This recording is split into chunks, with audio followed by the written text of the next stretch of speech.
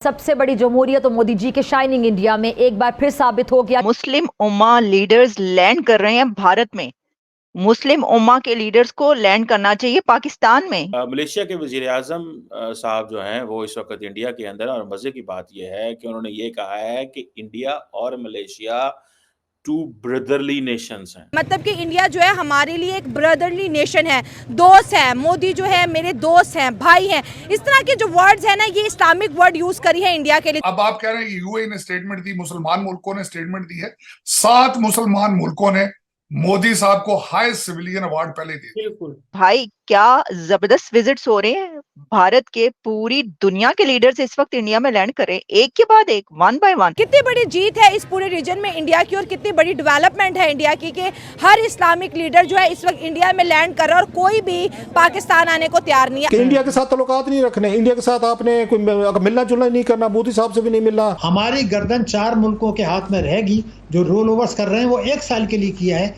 वो अमेरिका, चीन, सऊदी अरब और यूएई जब चाहें वो ब्रेक लगा दें। पाकिस्तानी कैसे इस चीज को हजम कर रहे होंगे, डाइजेस्ट के एक हिंदू रियासत है, वहां पे हिंदू मुल्क है, अब मुसलमान इंडिया को ब्रदरली कहेंगे, मतलब हमें वो भूल गए हैं। कोई बिरादर नहीं होता।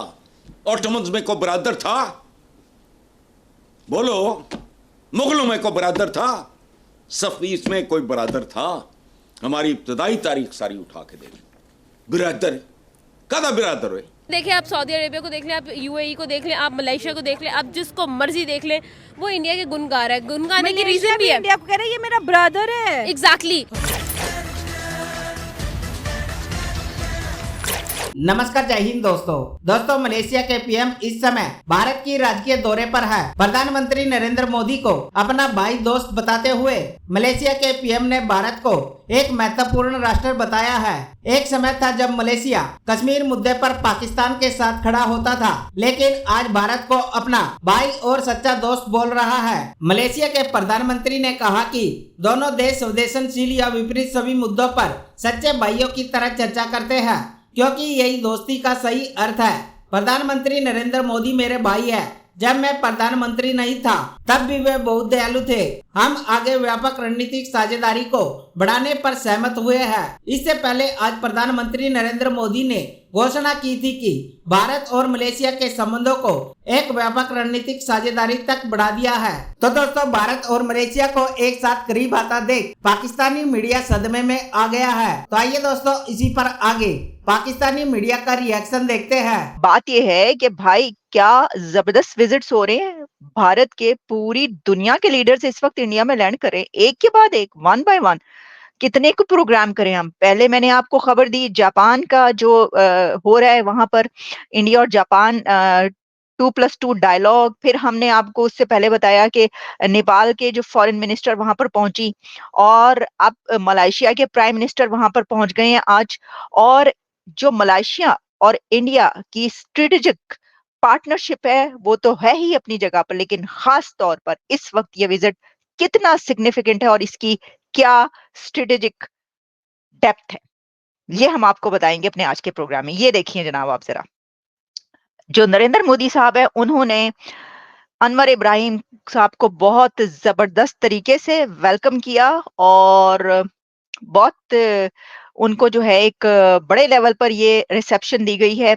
और फिर जो कैबिनेट मेंबर्स हैं मोदी साहब के, वो भी वहां पर मौजूद थे। लेकिन देखिए, ये विजिट जो है ये इसलिए भी बहुत अहम है कि कहा यह जा रहा था कि मलेशिया कुछ थोड़ा सा क्लोज हो रहा था चाइना के। ये चाइना कोशिश ये कर रहा था कि मलेशिया को करीब लाए।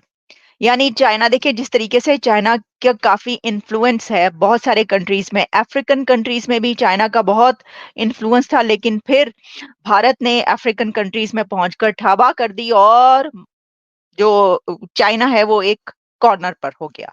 यानी है वहां पर, ऐसा नहीं है कि चाइना नहीं है उसका इन्फ्लुएंस, लेकिन इंडिया जाकर हर जगह पर जो है वो अपना डेरा जमाता है। और ऐसा इन्फ्लुएंस फिर इंडिया का वहां पे होता है, क्योंकि इंडिया जो काम करता है वो बड़े चैरिटी के काम करता है, पब्लिक वेलफेयर के काम होते हैं। और जो उधार वगैरह देते हैं, कर्जा देते हैं, उसमें भी चाइना की तरीके से वो छुरी नहीं चलाते गले पर, तलवार नहीं चलाते, बल्कि बहुत जिसको कहते हैं कि फैसिलिटेट करना, फैसिलिटीज देना, कर्जों में जो है वो बहुत ज्यादा बर्डन न डालना, ये सब है। मलेशिया के इस्लामिक मुल्क है, वो इंडिया में जाके बैठ रहा है। उन्होंने एक बड़ी स्टेटमेंट आज बोली कि इंडिया जो है ना एक ब्रदरली नेशन है। हमें भी जाना चाहिए ऐसी समिट्स में, दुनिया की नज़र में हमारा नाम भी होना चाहिए, लेकिन हम नहीं दिख रहे कहीं पे भी, हमें नहीं बुला रहे इंडिया। देखो बात तो ये है कि हमें जाना चाहिए और हम जाएंगे भी सही अगर कोई बुलाए। हाँ। बात तो ये है कि वो हमें बुला भी बुला नहीं रहे ना, यही वजह है। और इसकी बुनियादी वजह हम खुद क्रिएट कर रहे हैं। हाँ। क्योंकि अभी तक हम वो बच्चों वाली सियासत पे खड़े हुए हैं। कोई बंदा उठ के टीवी पे बयान दे देता है कि मैं इंडिया का नाक तोड़ दूंगा, कोई कहता है मैं इंडिया के दांत तोड़ दूंगा, कोई क्या बड़ी बड़ी छोड़ते हैं। हाँ, बड़ी बड़ी। हाँ। बस हमारी सियासत यहीं पे खड़ी हुई है। ठीक है। और ये बड़ी डर्टी पॉलिटिक्स नहीं होगी? अब तो दुनिया इन जंगों से निकल आई है। अब लोग, दुनिया कहती है हम ज़्यादा पीस प्रमोट करने वाले हैं, हम ज़्यादा इकोनॉमिकली वर्थ रखने वाले हैं, हमारे पास ज़्यादा टेक्नोलॉजी है। अब तो इस चीज़ का रौब चल रहा है दुनिया में। वो तो अब इस चीज़ से भी दुनिया आगे निकल चुकी है। रिस्क रोजी तो अब मसला भी नहीं रहा। अब तो अंग्रेज़ों को देखो, दूसरे प्लैनेट्स पे जाके दूसरे मखलूकों को वो ढूंढ रहे हैं। वो तो वहाँ तक पहुँच चुके हैं और हम वहीं के वहीं खड़े हुए हैं। और हम खड़े रहेंगे जब तक इस नज़रिए से हम नहीं निकलेंगे। ठीक है। और इस नज़रिए से निकलने के लिए अभी तो कोशिश स्टार्ट भी नहीं हुई है हमारी। जब कोशिश इसके मुताबिक स्टार्ट होगी तब जाके हम निकलेंगे। अब मतलब टॉपिक क्लाइमेट है, पाकिस्तान में क्लाइमेट नाम की कोई चीज़ नहीं है इस तरह। और दूसरी बात यह है कि हर दूसरे दिन इंडिया को धमकी दी जाती है डर्टी पॉलिटिक्स करने के लिए, अवाम को भटकाने के लिए। अवाम का नज़र जो है मसाइल के ऊपर नहीं। अब देखो, अब ये टॉपिक चल रहा है, अब तकरीबन यहाँ से 70% बंदे बैठे होंगे जिनको ये नहीं पता होगा ग्लोबल साउथ समिट क्या है, कोई ऐसी चीज़ भी है या कोई ऐसी मीटिंग भी हो रही है दुनिया में।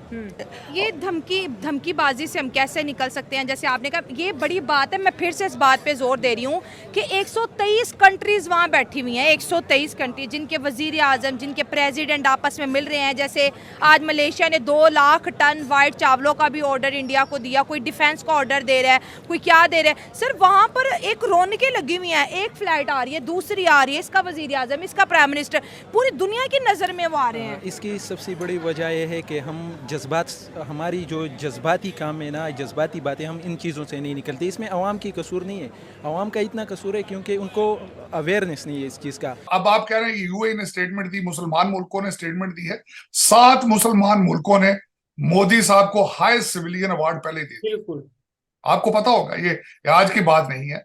दर्जन से ज्यादा कंट्रीज ने उनको हाईएस्ट सिविलियन अवार्ड दिए हैं, जिनमें मेजॉरिटी मुस्लिम कंट्रीज हैं और ज्यादा मशरके वुस्ता की स्टेट्स जो हैं। और दूसरा, उससे सबसे बड़ी बात ये जो मैं करना चाहूंगा, चौधरी साहब आपने अपने इब्तिदाइया में भी ये इस चीज का जिक्र किया है कि मोदी जी की चीजें जरा देखना। मैं हैरान हूं कि फ्रांस में वो गए हैं तो उन्होंने यूपीआई की बात की है। हाँ। उन्होंने कहा है कि यहाँ पे अब इंडियन टूरिस्ट आएंगे तो इंडियन करेंसी में बात करेंगे। और उसके बाद यूएई में गए हैं, वहां भी उन्होंने अपनी करेंसी की बात की है, ट्रेड की बात की है।